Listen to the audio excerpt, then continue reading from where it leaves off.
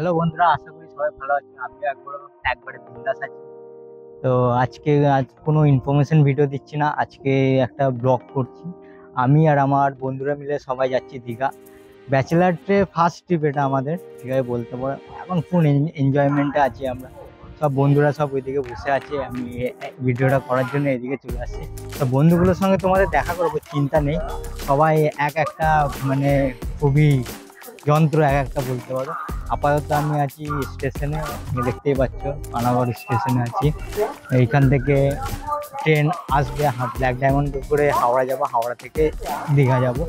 তো এখনই অ্যানাউন্সমেন্ট হলো যে ব্ল্যাক ডায়মন্ড ব্ল্যাক ডায়মন্ডটা 1.5 ঘন্টা লেট, মানে যেটা 6:30 আসার কথা সেটা আসবে এখন 8টা 9টা নাগাদ। তা বুঝলে আমাদের হালকা প্রায় কি বলবো।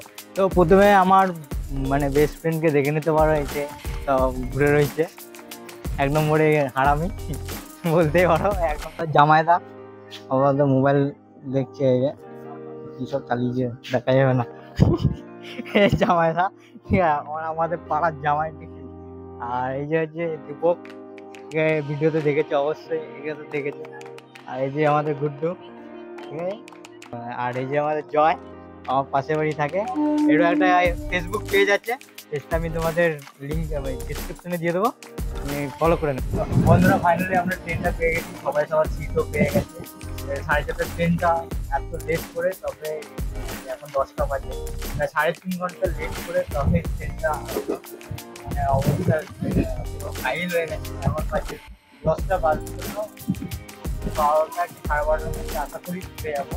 কারণ ট্রেনটা আবার স্পিড দিয়েছে আবার। ভালো হলো একদিক থেকে, একটু রাত করে যাচ্ছি। হাওড়াতে কোনো অসুবিধা হবে না। হাওড়াতে রোডের ব্যাপার আছে, ভয় থাকবে না। আবার এখানে হাওড়া থেকে আমাদের দীঘা যাবো, দীঘার ট্রেনটা আছে 6:30টায়। তো বন্ধুরা, ফাইনালি আমরা হাওড়া স্টেশনে পৌঁছে গেছি। জাস্ট 5 মিনিট আগে আমরা স্টেশনে নামলাম। ট্রেনটা পুরো খালি হয়ে গেছে। আর মানে অনেকক্ষণ পর, প্রায় 1:30টা বাজতে চললো এখন। 1:30টা নাগাদ আমরা হাওড়া স্টেশনে নিচ্ছি। এই ট্রেনটা যেটা 10:30টায় নামার কথা, সেটা 1:30টায় নামিয়েছে। একদিকে আমাদের ভালো হয়েছে যে বেশিক্ষণ আর ওয়েট করতে হবে না। দীঘা যাওয়ার জন্য যে ট্রেনটা 6:30 আছে, সেটার জন্য বেশিক্ষণ ওয়েট করতে হবে না। 2-3 ঘন্টা ওয়েট করলে হয়ে যাবে। আমরা দীঘাতে ল্যান্ড করেছি।